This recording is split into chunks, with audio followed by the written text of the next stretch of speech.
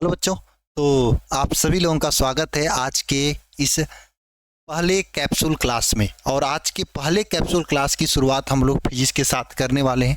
और आज हम लोग पढ़ने वाले हैं फिजिक्स के 4 नियम, ठीक है, जो कि बोर्ड परीक्षा में बार बार आता है। और मैं इस क्लास के बारे में 1 मिनट लेकर आप लोगों को बता देना चाहता हूँ।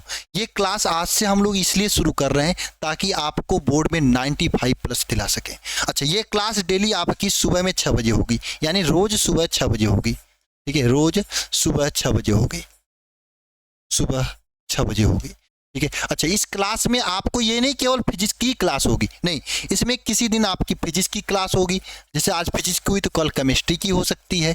इसी तरह से कभी कभी मैथ की भी होगी, है ना, कभी कभी बायो की भी होगी, है ना, सभी की क्लासेज होंगी। और इस क्लास में क्या होगा, आपको वैसे तो आज 4 नियम ही बता रहे हैं, लेकिन 4 नियम के जरिए आपको कम से कम 10 क्वेश्चन तैयार कराने वाले हैं। अलग अलग क्वेश्चन कैसे पूछा जाता है एक एक नियम से, ये मैं आपको आज बताने वाला हूँ, ठीक है, फिजिक्स के, है ना। तो इस क्लास का मेन उद्देश्य यह है कि आपको कम से कम समय में, जैसे कैप्सूल आपका छोटा सा होता है, बड़े से बड़े रोग को खत्म कर देता है ना, उसी तरीके से यह क्लास छोटी तो रहेगी 10 से 15-20 मिनट की, लेकिन आपके बोर्ड में ज़्यादा से ज़्यादा परसेंटेज कराएगी, है ना।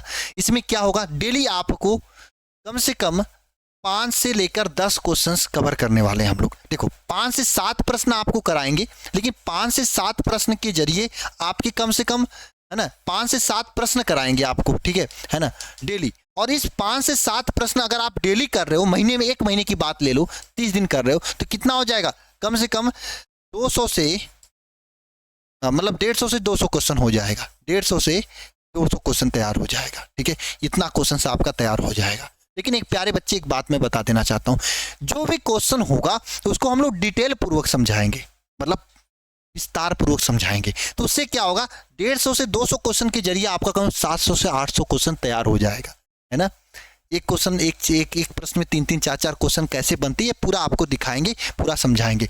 इससे क्या होगा, आपको पता ही नहीं चलेगा, आपकी पूरी किताब के सभी प्रश्न थोड़ा थोड़ा करके याद हो जाएगा। अब 10 से, ये क्लास ज़्यादा लंबी नहीं होगी, 10 से 15 मिनट की होगी, 10 से 20 मिनट की मैक्सिमम होगी क्लास, ठीक है, इतने ही मिनट रखें। किसी दिन क्लास बहुत लंबी हुई तो 30 मिनट हो जाएगी, उससे ज़्यादा लंबी हम लोग क्लास नहीं देने वाले हैं। बस 10 से 20 मिनट की क्लास डेली लोगे ना, एग्जाम आते आते पूरे फिजिक्स की, पूरे केमिस्ट्री की, पूरी मैथ की, पूरी बायोलॉजी की सब महत्वपूर्ण चीज़ें आपको याद हो जाएंगी। और इस क्लास में केवल इंपॉर्टेंट चीज़ें ही कराई जाएंगी, ये नहीं कि पूरी चीज़ कराई जाए। और इस क्लास में प्रश्न उत्तर ही कराया जाएगा केवल, ठीक है ना।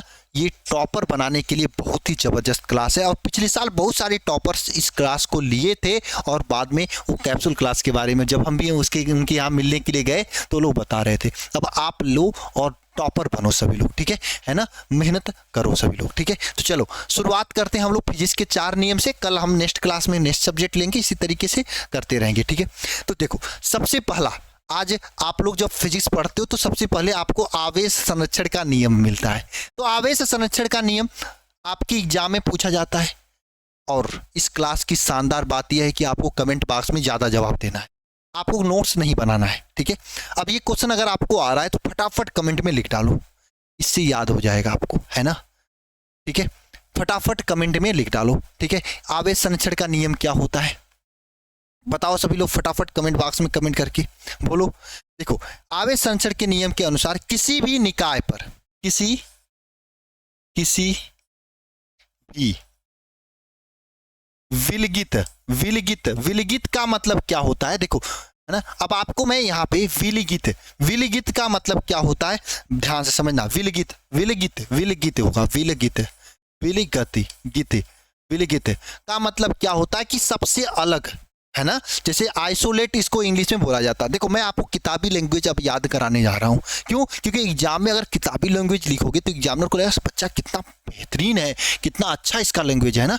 ये है आपकी, मेरा उद्देश्य, और एक एक चीज समझा के लिखाऊंगा। देखो, विलगित का मतलब होता है सबसे अलग, यानी जो किसी से कनेक्शन ना हो, है ना। जैसे अब कोविड के समय में सब लोग आ रहे थे शहर से, तो गांव में उनको आइसोलेट किया जा रहा था, क्वारंटाइन किया जा रहा था, सबसे अलग रखा जा रहा था। उसी तरीके का मतलब होता है विलगित का, है ना। फिजिक्स में विलगित यूज किया जाता है। तो किसी भी विलगित निकाय में, निकाय का मतलब क्या होता है, पदार्थ, है ना।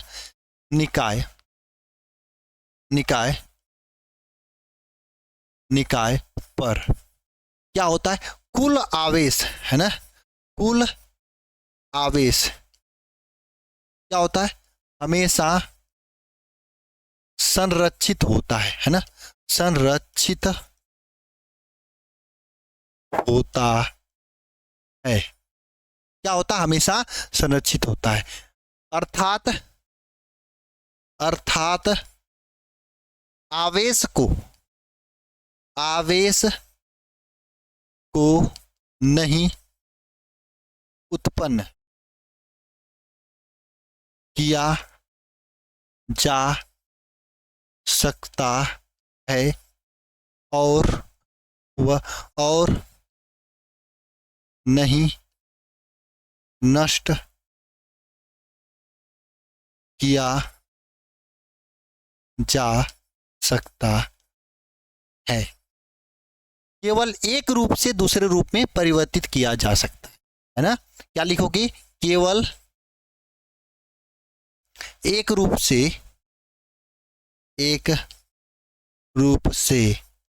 दूसरे है ना रूप में क्या किया जा सकता है, परिवर्तित किया जा सकता है ना। बात समझ में आई क्या आप लोगों को, है ना। यानी किसी भी विलकित निकाय पर कुल आवेश हमेशा संरक्षित रहता है, हमेशा संरक्षित रहता है, आवेश को नहीं उत्पन्न किया जा सकता, नहीं नष्ट किया जा सकता है, केवल एक रूप से दूसरे रूप में परिवर्तित किया जा सकता है। ये है आवेश के संरक्षण का नियम। याद हो गया सभी को। अगला चले नियम, हम अगला नियम चले, चलो अगला चलते हैं। और हाँ, अगला जाने से पहले आप सभी लोगों को बता दूं, जितना यहाँ पे आपकी तैयारी करा रही है इससे ज़बरदस्त तरीके से यूट्यूब पे तो क्लासेस चली रही हैं, यूट्यूब के साथ साथ में आप लोगों की तैयारी हम इस शिखर बैच में भी करा रहे हैं, जहाँ पे आपकी तैयारी एकदम ज़बरदस्त तरीके से हो रही है। आप सभी लोग इस शिखर बैच को ज्वाइन करके अपने तैयारी को बेहतरीन से बेहतरीन कर सकते हो। इसमें आपको समझ लो वे सभी चीज़ें दी जा रही हैं जो आपको टॉपर बनाने के लिए जरूरी है। अगर आप इस बैच को ज्वाइन कर लेते हो ना, तो आपको कोई भी ऑफलाइन कोचिंग जाने की जरूरत नहीं होगी। बहुत सारे बच्चे ज्वाइन हैं जो कि लाइव क्लास देख रहे होंगे, यह आप उनसे पूछ लेना सभी लोग कमेंट में, कैसा पढ़ाया जा रहा, कितना मेहनत की जा रही है इस क्लासेज में। इसमें आपको डेली लाइव क्लासेज हो रही हैं, live doubt class, online test, study material, आपको किताबें भी दी जा रही हैं। यानी नहीं कोई ऑफलाइन कोचिंग जाने की जरूरत पड़ेगी, नहीं कोई किताब लेने की जरूरत पड़ेगी, केवल एक काम करने की जरूरत पड़ेगी, मेहनत, और ज़बरदस्त मेहनत जो कि इस बैच में आपको कराया जा रहा है।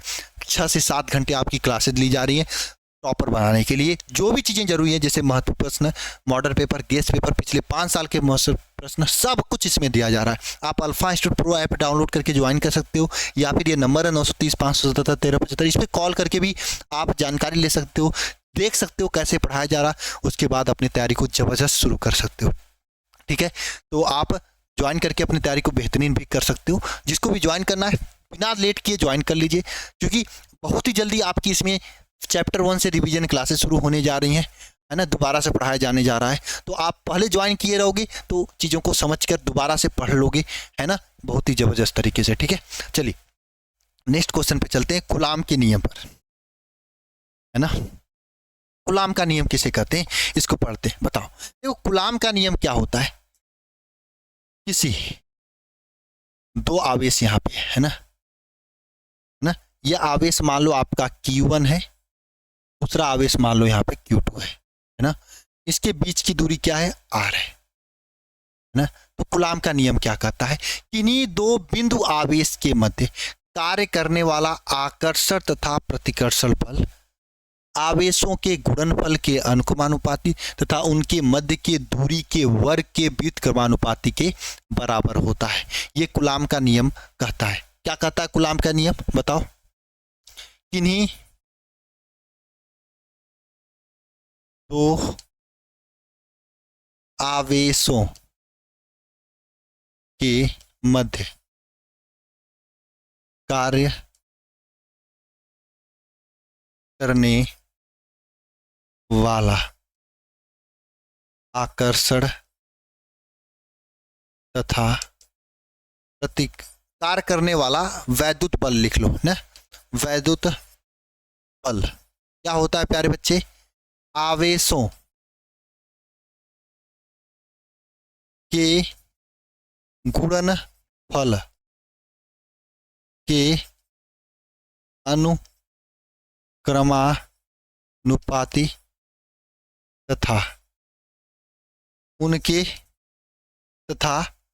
उनके मध्य के दूरी के वर्ग के व्युत्क्रमानुपाती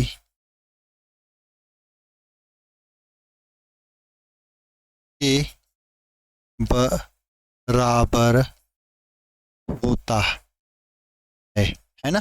ये कूलाम का नियम कहलाता है। किन्हीं दो बिंदु आवेश यहाँ पे रहेगा भैया, है ना, यहाँ पे क्या रहेगा, किन्हीं दो बिंदु आवेश रहेगा ना, किन्हीं दो बिंदु आवेश के मध्य कार्य करने वाला आकर्षण तथा प्रतिकर्षण बल, है ना प्यारे बच्चे। किन्हीं दो बिंदु आवेश के मध्य, किसके, बिंदु आवेश के मध्य, है ना, यहाँ पे क्या रहेगा, बिंदु आवेश के मध्य कार्य करने वाला जो आकर्षण या प्रतिकर्षण बल या फिर वैद्युत बल क्या होता है, आवेशों के गुणनफल के अनुक्रमानुपाती तथा उनके मध्य की दूरी के वर्ग के व्युत्क्रमानुपाती के बराबर होता है। जैसे यहाँ पर दो बिंदु आवेश कौन कौन है, ये Q1 है, ये Q2 है, तो इसके मध्य कार्य करने वाला बल F क्या होगा, आवेश के गुणनफल Q1 Q2 के गुणनफल के अनुक्रमानुपाती होगा, तथा कार्य करने वाला बल जो होगा इनके मध्य की दूरी जो r है उसके वर्ग के व्युत्क्रमानुपाती के बराबर हो जाएगा। ठीक है, तो यहाँ पर ये आपके दो समीकरण बने, समीकरण नंबर 1, समीकरण नंबर 2, है ना। दोनों को एक साथ करोगे तो यहाँ पे क्या आ जाएगा, वैद्युत बल F किसके प्रोपोर्शनल हो जाएगा, Q1 Q2 upon R square के प्रोपोर्शनल हो जाएगा। अब ये प्रोपोर्शनल के चिन्ह को हटा के हम लोग एक नियतांक का यूज करते हैं, F is equal to K नियतांक का यूज करते हैं। K इज इक्वल टू क्या हो जाएगा, Q1 Q2 upon R square हो जाएगा, ये आपका K नियतांक हो जाएगा। ठीक है ना प्यारे बच्चे। अब ध्यान देना, जो ये K का मान होता है ना, ये K का मान क्या होता है, 1/4 पाई एप्सिलॉन नॉट या फिर 9 × 10⁹ के बराबर होता है। अब ये K का मान हम यहाँ पे रख सकते हैं, तो यहाँ पे कूलाम के बल F is equal to 1/4 pi epsilon naught भी कर सकते हैं, Q1 Q2 upon R square भी कर सकते हैं। ये कूलाम का नियम होता है, ये कूलाम से नियम आने वाला फार्मूला है ना, ये याद कर लेना सभी लोग। जब भी कूलाम का नियम पूछा जाता है तो लंबे क्वेश्चन में पूछा जाता है, याद कर लोगे सभी लोग अच्छे तरीके से। अच्छा एक चीज और याद कर लो, कूलाम के नियम का सदिश रूप ये भी पूछा जाता है ना, याद कर लो सभी लोग। कूलाम के नियम का सदिश रूप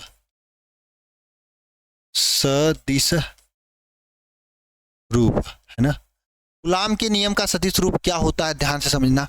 वेक्टर बल vector F is equal to 1/4 pi epsilon naught, है ना, Q1 Q2 upon R cube vector R, ये कूलाम के नियम का सदिश रूप होता है, याद कर लेना। R क्यूब और वेक्टर R होता है, याद कर लेना सभी लोग। ये भी 2 नंबर में पूछा जाता है सदिश रूप भी। अच्छा यहाँ पे जो ये एप्सिलॉन नॉट है ना, एप्सिलॉन नॉट को क्या कहते हैं, निर्वात की, है ना, निर्वात की क्या कहते हैं, विद्युतशीलता कहते हैं, विद्युतशीलता कहते हैं।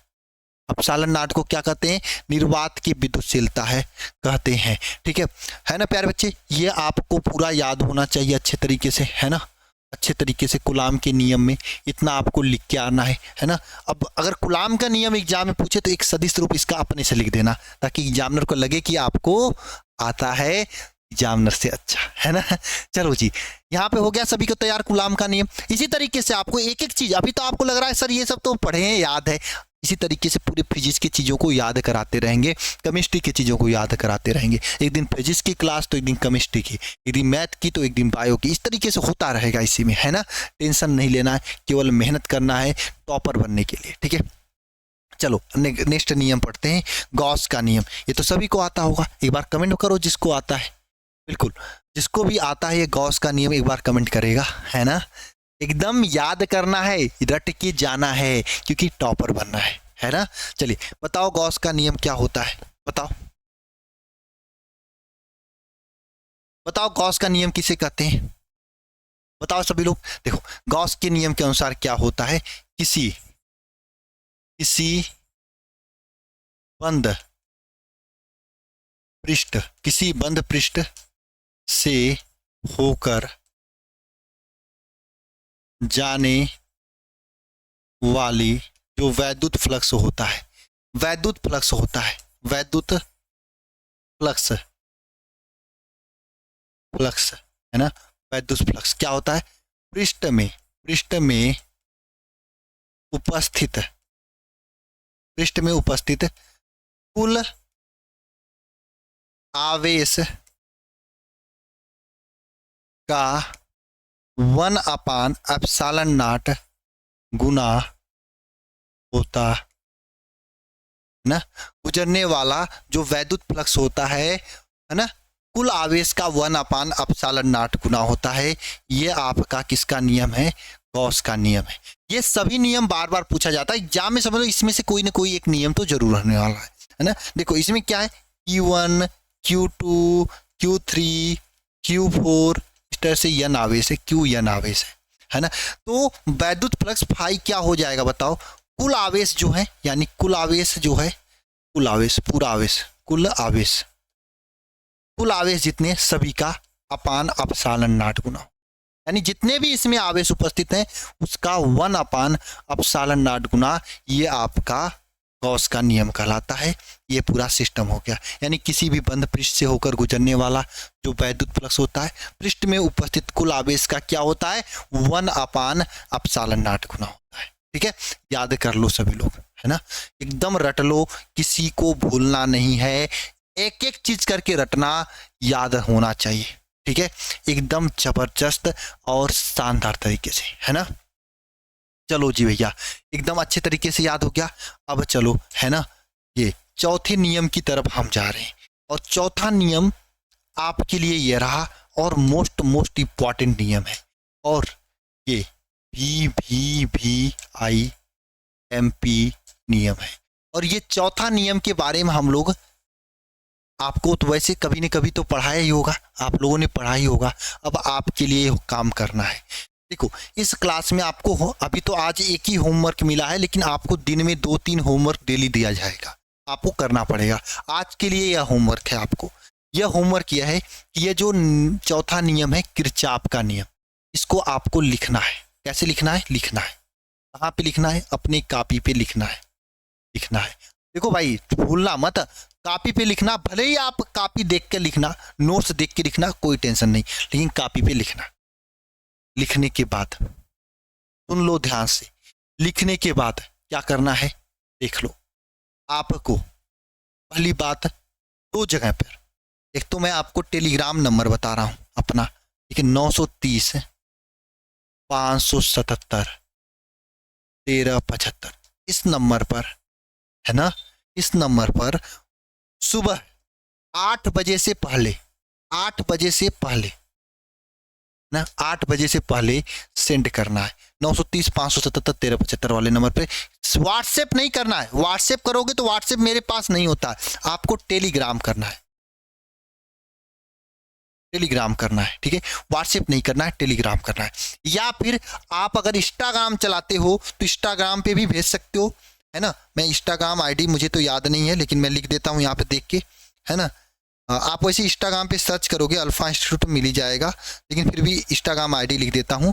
देखो इस तरीके से है, ALPHA अल्फा इंस्टीट्यूट, है ना, INSTITUT इंस्टीट्यूट डैश, ये आपके लिए इंस्टाग्राम का हैंडल है ना। देख लेना सभी लोग, इस पे आप या तो यहाँ पे सेंड कर देना या फिर टेलीग्राम कर देना। ठीक है, 8 बजे से पहले, क्यों, क्योंकि मैं चेक करूंगा कि आपने कितना किया है और कैसा किया, आपका राइटिंग कैसा है, आपने कोई गलती तो नहीं किया है, मैं बताता रहूंगा। इससे क्या होगी, आपकी अंदर जो राइटिंग स्किल है, कि बोर्ड एग्जाम में क्या है, कॉपी तो लिखना ही है, तो जितना अच्छा कॉपी लिखेगा उसका उतना अच्छा नंबर, है ना। तो लिखने की आदत, राइटिंग बनाने की आदत मैं अभी से आपको तैयार करूंगा।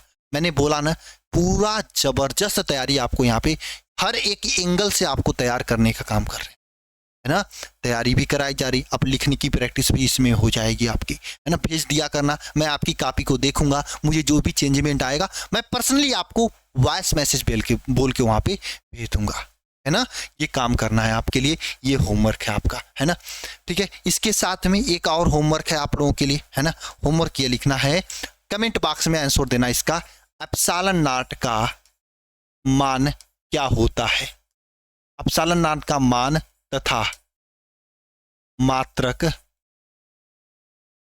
व विमा, ये 3-4 चीजें आपको कमेंट बॉक्स में कमेंट करना है। कहाँ पे करना है? कमेंट में करना है ना। कमेंट बॉक्स में कमेंट करना है इन 3-4 चीज़ों को, एप्सिलॉन नॉट का मान, मात्रक और बीमा, ये 3 चीज़ों को कमेंट बॉक्स में क्या करना है प्यारे बच्चों? कमेंट करना है। ये 3 काम आपको करने हैं, ठीक है। ये डेली का काम बना लो आप। 8 बजे से पहले इस कमेंट तो तुरंत कर लो, लेकिन ये 8 बजे से पहले मैं भेजने के लिए इसलिए कर रहा हूँ क्योंकि 8 बजे के बाद बहुत सारे बच्चे भेजेंगे। अगर एक दिन 1000 आ गया तो मैं कितने लोगों का चेक कर पाऊंगा? नहीं कर पाऊंगा। इसलिए 8 बजे से पहले जो बच्चे भेजेंगे, चाहे 200 भेजें चाहे 500 भेजें, उनका तो चेक करना ही ये करना है ना। ये सभी के लिए काम है। मैं आप लोगों के लिए एक बड़े भाई बनकर कैसे कॉपी लिखना है, कैसे पढ़ाई करनी है और पढ़ना क्या है, और पढ़ाने से लेकर पूरा आपका साथ निभाने वाला हूँ एग्जाम तक। आपका तो भाई ही रहूँगा। उसके बाद अगर आप मुझे बड़े भाई मानोगे, अपना रिजल्ट सेंड करोगे, बताओगे, तब तो और सही रहेगा, है ना। साथ में रहेंगे ही, ठीक है ना प्यारे बच्चे। उसके बाद भाई तो भाई ही होते हैं ना, अपना परिवार, टेंशन क्यों, है ना। सब लोग अपने परिवार हैं, ठीक है। चलो जी भैया, और जो बच्चे नए हैं मेरे प्यारे भाई, तो आप इस बैच के साथ जा सकते हो। जबरदस्त तैयारी कराई जा रही है, बढ़िया से आपकी क्लासेस चल रही हैं और जनवरी से जुलाई से आपकी रिवीजन भी इसमें चैप्टर 1 से दोबारा पढ़ाने वाले हैं। तो इसलिए आप सभी लोग जल्दी से तैयार हो जाओ और तैयारी की शुरुआत कर लो, ठीक है। मिलते हैं नेक्स्ट क्लास में। सभी को जय मां सरस्वती।